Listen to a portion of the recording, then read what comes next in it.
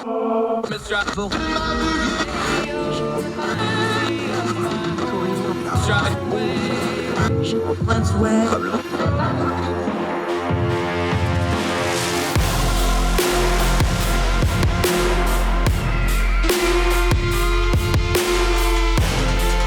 your host, Andrew Donaldson. This is Heard Tell. Welcome back to Heard Tell. It has been way too long. We keep trying to organize this, and she's always busy, or I'm in the hospital, or something's going on. But she is currently the holder of the most downloaded episode of Heard Tell of all time. She is a fantastic journalist in her own right. She has a long list of credits that we won't go through here, but she's legit, folks. She's a great journalist, but we're going to talk about her little passion project she's got going on now. Molly McCluskey, my very good friend. It's so great to have you back on the program. Welcome back. It's so nice to see you. Thanks for having me. Yeah, see, because we didn't even have video the last time you were on. That's how long it's been. And the itinerations, as Heard Tell, has grown and developed, which I will say publicly, because a lot of people don't know, you had a big hand to do with. You have given me contacts. You have given me ins. You've given me a lot of really, really great advice. So just publicly, thank you very much for your help. So for me kind. personal. No, it's... I don't know what I'm making this up as I go. You know how to do all this, like journalism stuff. I'm journalist adjacent. I'm just faking. I made it all up as I went too, so it's totally fine. All right, you have this long career in journalism. You are a fantastic feature writer, quality journalist, but you have aimed at something that I think is really cool because, you know, like we do our program, we always call it culture and politics because there's no way to really unwind that ball. It's always part and parcel.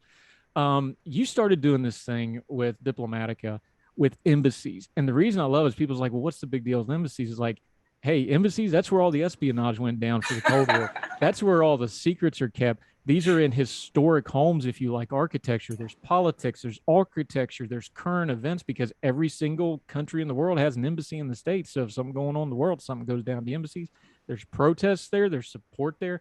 What got you interested in these? Because I just love how this crosses so many streams at once. Well, I was a foreign correspondent and I was covering, I was spending about half the year abroad and half the year in DC. And when I was in DC, I would be a diplomatic correspondent and then use those contacts to help me when I was traveling internationally, as sources and that sort of thing. And I was covering really difficult topics. I mean, I was covering, food poverty in the Congo, and I was in Syrian refugee camps, and I was covering all these really difficult, soul-crushing, like I would come home and not be able to get out of bed stories because I was just so really having a hard time with it, and decided I needed something fun, just fun and lighthearted to balance it out as a hobby. And so I would be, interviewing ambassadors, or anytime I would do a big international trip, I would reach out to the embassy for things like fact sheets and contexts and things like that, which I was surprised to discover not a lot of Washington journalists were doing. If they were in Washington reporting on the Greek economic crisis, they weren't necessarily reaching out to the Greek embassy for economic stats, which I thought was really interesting and an oversight. So, I'd be reaching out to these embassies and I'd be talking to them, and then I'd say, oh, that's great. I want to talk about your economics and trade. I'm an economics reporter, and we're going to get into that. But first, tell me about this absolutely gorgeous building that you're in. Because I was just fascinated. A lot of them are in historic mansions that have been repurposed. Some of them are building fully LEED certified, green, sustainable, embassies.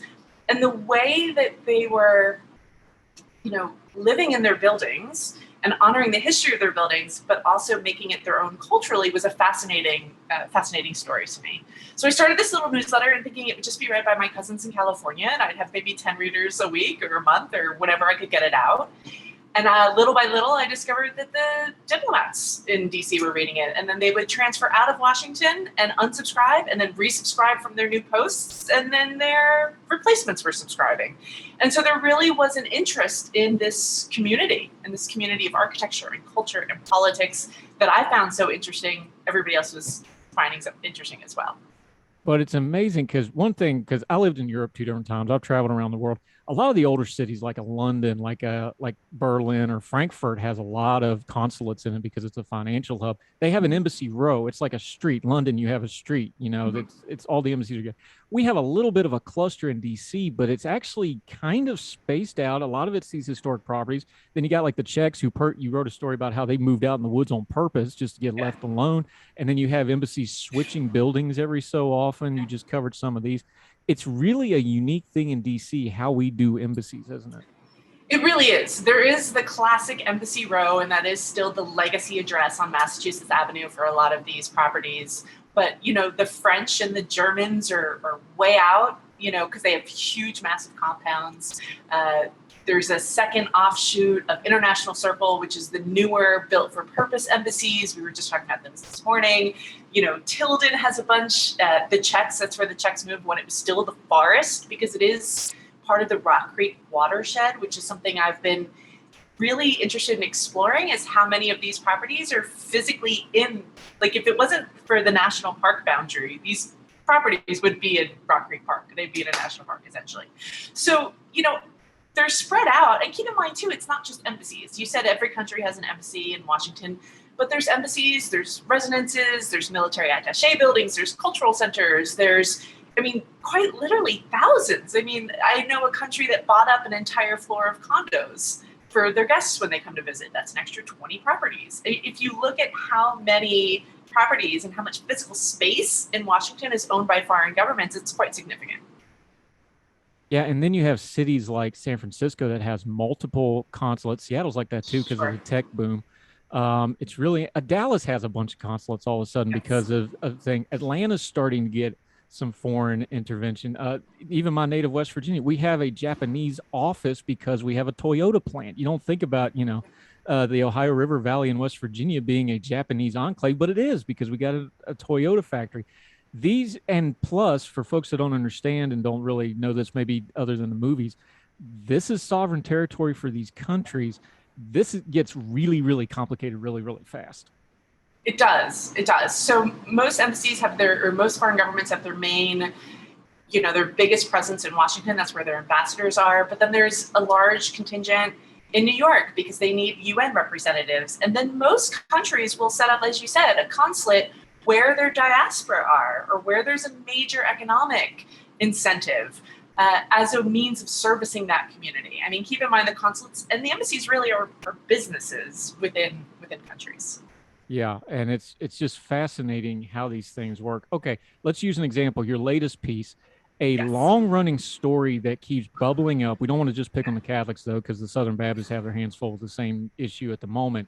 Every religion does. Every religion, look, we've covered abuse on the show. We've had multiple people on abuse in the power structures. It's just a magnet for those kind of people. But the man outside the Vatican Embassy, talk about this one, because people like, the Vatican has an embassy. Yes, it's a state, and top of being the Holy See is considered a state.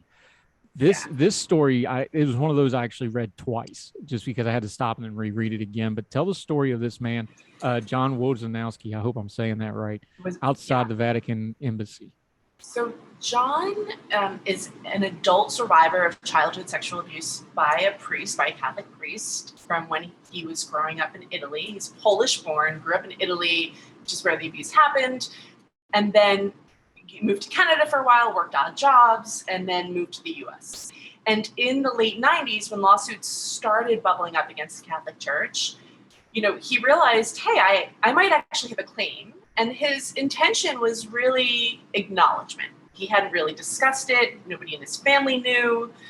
This was something that had deeply impacted his life in many ways. As you know, with sexual abuse survivors and trauma survivors, childhood trauma survivors, a lot of times it's difficult to maintain relationships, maintain steady employment. Deep internalized shame kind of guides a lot of decisions that you make in your life. John said he basically married the first woman that talked to him.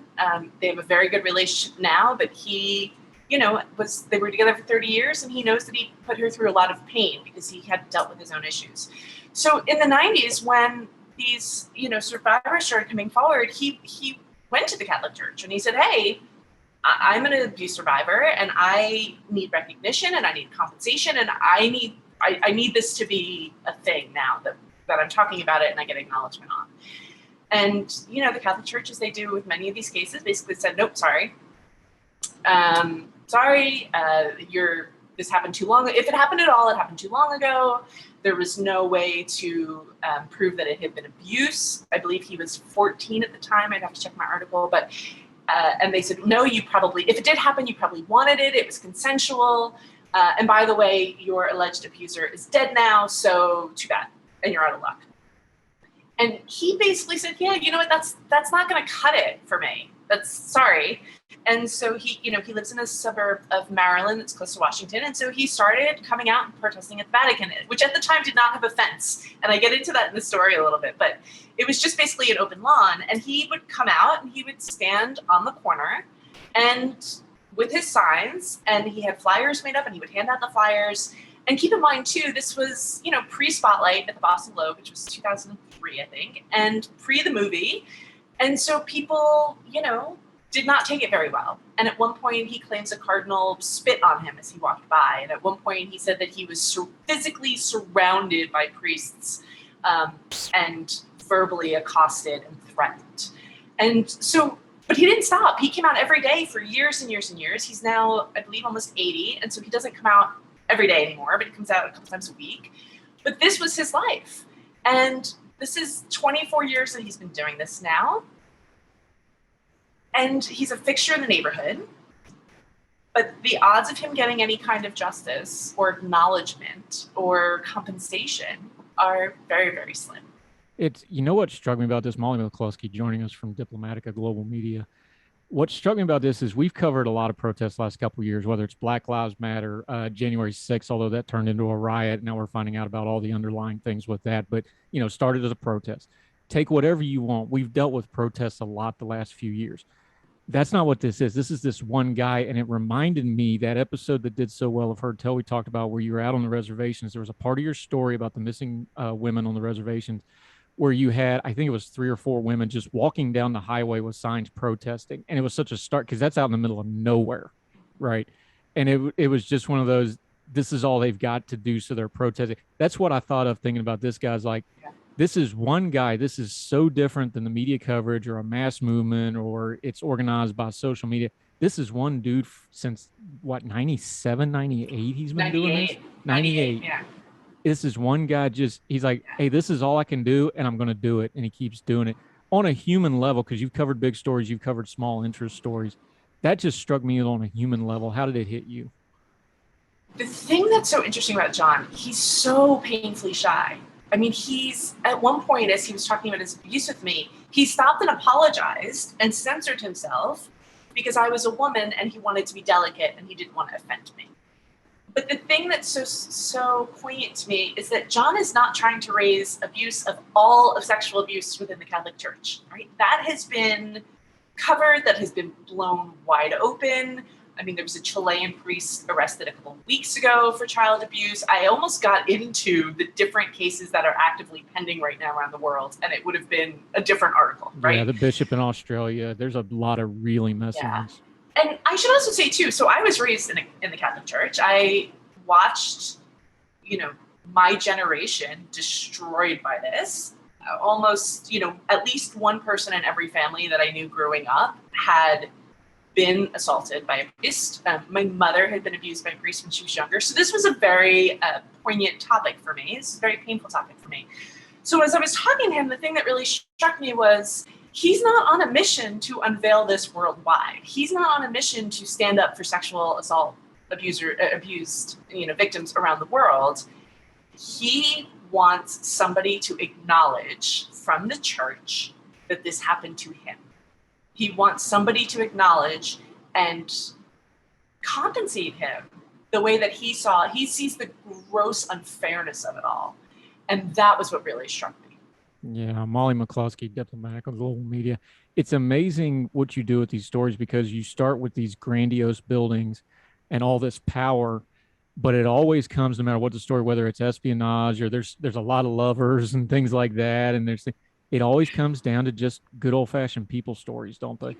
Yeah, it's always people. I mean, there's the thread of ghosts that run through all the stories, right? Because so many of the embassies are claimed to be haunted. And so there's, who is haunting this embassy and what's their deal, basically, is a fun thread for me. But I really like bringing together the history of that particular building with what's going on now. I mean, the Monaco ambassador's residence is a perfect story of that, right? I wrote that during the Trump administration. That was Warren G. Harding's old house. That was the precursor to the veterans, the Veterans Administration. That whole story had so many echoes in what was happening with the Trump administration that it was hard. I didn't even have to explicitly say it. It was just super obvious. Yeah, people that think Trump was a little uncouth, they should read up on Harding sometime and the stuff he was getting away with. Oh my goodness. I mean, he makes Clinton look like a piker.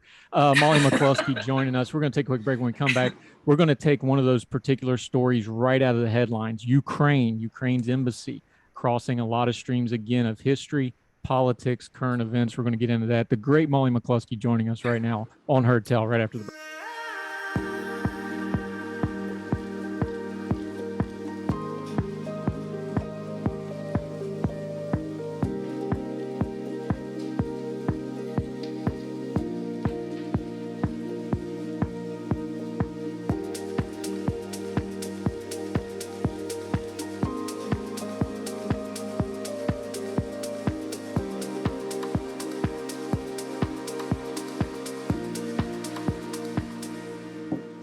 Welcome back to Heard Tell. We have Molly McCluskey of the Fighting McCluskey. She's one of them journalist people, but she's one of the good ones. I promise. She's got good stuff. Make sure you're reading and following her. Let's talk Ukraine because you covered the Ukrainian embassy. This is not unusual, though, because when some world events happen, whether it's the diaspora or the expats or just, the working population, whatever the case may be, embassies become gathering points. And that became true when Russia's illegal invasion of Ukraine. We've been very clear on this program where we stand on that. Vladimir Putin's one of the worst actors in the world. As usual, the Ukrainian ambassador and the Ukrainian embassy became a focal point for both protests and support. That's not unusual, but that building has some interesting history that crosses some streams again, doesn't it? That building does have some history. So that building is the site of the dinner that George Washington held when he was trying to convince Washingtonian landowners to basically give up part of their land to build the nation's capital and move it from Philadelphia. And so that building, more than really any other building in Washington, I mean, top 5 maybe, is one of the oldest and one of the most historic and one of considered the most critical to Washington history.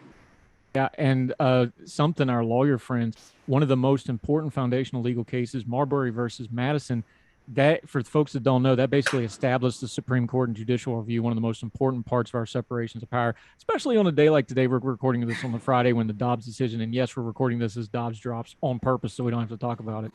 Marbury versus Madison is one of them foundational parts of our government, and that touches on that building. Yep, Marbury was one of the owners and residents of the house. He lived there for quite some time. He wasn't the builder, that was Forrest, but he moved in after Forrest and was one of the people that was at that dinner that helped decide that the nation's capital was going to be in, at the time it was basically Georgetown, and named after the British king, and that it was going to be here in DC. Otherwise, we'd also be in Philadelphia. Yeah, well, who wants that? I'm kidding. Hey, Philadelphia's a great. I've lived in Philadelphia. It's a great city. I love it. As long as the Eagles aren't playing and winning and or losing either one, then you got to kind of watch yourself. And it's a horrible airport. I'm sorry, it just is. I've flown all over the world. I'm an air transporter by trade. It's a terrible airport. One of the cool things about this building, though, is you actually have an old photo of it, which a lot of these buildings, for whatever reason, they didn't photograph them that much. I love this quote, though, from the Historic Houses of Washington, D.C. I'm not sure the date on this. You can tell me, but it said, quote, "One of the worst looking, most dejected buildings in Georgetown," that's Georgetown with a hyphen for some reason, "at the present day is 3350 M Street, a structure certainly deserving better treatment than it has received." The photo of it looks like something out of a spaghetti Western. It's black and white with wood frame door. I mean, it does look, you could never tell that was in Washington, D.C. I don't know what year that photo was. But that's kind of one of those cool things because for whatever reason, a lot of these buildings, they didn't really document the history as they went along. They figured it out later. But this one, you got that picture, and it is kind of a sad state of affairs. It's rough, right? It's a rough building. It almost, collapsed at one point from disuse and disrepair. It was the site of nightclubs for years and concert halls. And, they were renters, right? These nightclubs came in and rented the place and, didn't necessarily invest in the upkeep of it. At one point, it was purchased by a development company that had all these grandiose plans for it, and they went bankrupt. So the building really had, it's amazing that it's still standing, essentially. Yeah, I love this list of names that it held as it was a nightclub. It was, and I'm quoting here, Apple Pie, Casablanca, Smokey's Groovies, Julie's, and then the exact quote here is it's a poor cousin to the Cellar Door. The reason I key on Cellar Door, of course, is because that's the legendary spot where John Denver met the couple that wrote Country Roads, and they went back to the apartment and banged out a song that was about Maryland that we have co-opted and claimed as our own. All right, that's my West Virginia flag for today. Cellar Door, look that one up.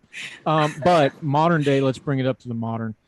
This is not unusual, though. Something like Ukraine happens, the Ukrainian people and people that, more importantly, Americans who want to support a foreign country, the embassies is where they usually go do that. There's a lot of historical background to that, and that's probably going to continue. Why is that, and what's the history to that? So embassies have always been a place where people can go and gather. I mean, when the Beirut explosion happened, I mean, my now famous Twitter thread that's been kind of echoed around the world about the Syrian man lighting the candle at the Lebanese embassy after the explosion, right? During apartheid in South Africa, my friend's dad kept getting arrested for protesting apartheid outside the South African embassy. I mean, it's a way to show either support or protest of a country's policies. You can cause enough ruckus that the message gets not only to the U.S. government but back home to the country's government that you're protesting. It will always be a thing. I can't imagine it stopping at any point. Russia has received numerous protests, and keep in mind those protests kind of run the gamut, right? So they're your standard candlelight vigil protests, your signs and chants protests. Then there have been acts of violence against embassies, which we have seen, right? How you doing, Erdogan? I'm talking about you, Turkey. We name names here. The Turkish, they literally had a street fight. I mean, and this was just a couple of years ago. So Turkey, the Residence, which is where that happened, is an incredibly historic building in DC that I won't touch because it's a place where music was integrated in Washington. Because while segregation was still, the law in DC, the sovereign territories, as you pointed out, did not have to follow those laws. And so the Turkish ambassador's residence started holding integrated concerts, right? Which is incredible. It's an amazing story. But it's also the site where the Turkish president came and ordered the assault of American citizens on American land. They weren't on the territorial land of the Turkish residents, and basically got away with it. And there was no consequence. I think one or two diplomats were expelled as pro forma. But that's one of those things where I'm kind of, I'm staying away from that one for a little bit. Yeah, I don't blame you. Molly McCluskey, this is such a wonderful thing you've developed here, and you just rebuilt it from scratch with a hiccup. Even professional journalists run into the game. I tell our young voices folks that we mentor all the time, I was like, you got to understand the internet's like the gold rush. The saloons and the dancing girls and the liquor is actually making all the money, and that is web hosting and web designers and the people that are charging you money to do this. That's who's actually making the money. You're not going to make money. Yeah. So you had a little hiccup, but I'm glad you cleaned it up. Let folks know where they can find it, diplomaticglobal.com. We're going to link to it in all the show notes like we do, Diplo Global on the Twitter. Let folks know where they can find it, how they can subscribe to it, and how they can support it, because I absolutely love it. It's wonderful stories, if nothing else. Plus, like we said, this checks a lot of boxes for if you like history, politics, current events. This is for you. Well, thank you. And I think one of the things that I'm really trying to do, in addition to opening the doors to embassies for folks, is to have something fun. I mean, we've had years and years of just drag terrible news, especially on all of the topics that I cover, right? Climate change and migration and social justice and urban planning. I mean, every possible thing feels like it's just going terribly wrong. So I wanted something fun and informative, but it has transitioned from a newsletter to a solutions-focused newsroom. And for me, that's twofold. One, I want to physically open the doors of these properties to folks that may not know. If you didn't grow up going to embassies, if you didn't, intern on the Hill in college, as I didn't, you didn't, you might not know all of the cultural resources and the photography exhibits and the musical performances and all of the amazing things that these embassies are offering free into the public. And so I want to showcase those. But as I was spending more time at these properties during the pandemic, I was realizing how much physical land they have, how much property, how many acres. I mean, Twin Oaks, the Taiwan estate, is 18 acres. That's larger than President's Park with the White House. I mean, when you have that much land in a city like DC that has transit challenges and housing challenges and all of these issues, what is your responsibility when you own a huge multi-acreage legacy property like that? And not to just call out Twin Oaks, they're doing a lot of great work, but all of these big properties, it was really something that I started thinking about in terms of embassies are satellites of their home countries. But what if we started looking at them collectively as a micro city? And in some ways, that was really very similar to my start in journalism as a small town reporter in Alaska, right? Where if you reported anything in my town of 800 people and somebody didn't like it, they were going to come knock on your door and have a conversation with you about it. And that's really how the approach that I've taken with reporting on these embassies is that they're our neighbors. We are their neighbors. We all are coexisting. Let's talk about what that looks like. Let's showcase best practices. Let's talk about what folks can learn, from one embassy to another about how they're physically managing their land. So what you're saying is we need to give RFK to a responsible country. That's a DC joke. Not everybody will get that. I think we should give over RFK to DC Parks and Rec because they're awesome. And they ought to do something between that and the Armory. You could do something. Man, that's a $2 billion piece of property. Do you know how much food we could grow in Washington? Have a decent stadium. All right, Molly McCluskey, let folks know where your social media is so they can follow you and sign up for the website real quick before we got to go. Yeah, I'm Molly E. McCluskey on Twitter. I'm Diplo Global on Twitter. I'm Embassy Calendar, which is just a listing of public diplomacy events that are offered free into the public. Diplomaticaglobal.com is the website. You can sign up there. You can certainly donate. There is a support page if you'd like. At this point, all subscriptions are still free. And I do occasionally organize outings. Like I'm taking a group next week to the former residence of the Ambassadors of Spain, which is the Spain Cultural Office of the Embassy. Yep, and the Ordinary Times crew is doing their meetup in DC over Labor Day weekend. They may get you up on some of that. Yeah, please do. So I won't be there. I'll be having surgery right around there, but that's how it goes. Molly McCluskey, we will do this sooner and frequently and more often because it's been far too long, my friend. Thank you so much for the time today. You're wonderful. Thank you so much, Andrew. Have a great day. You're the best.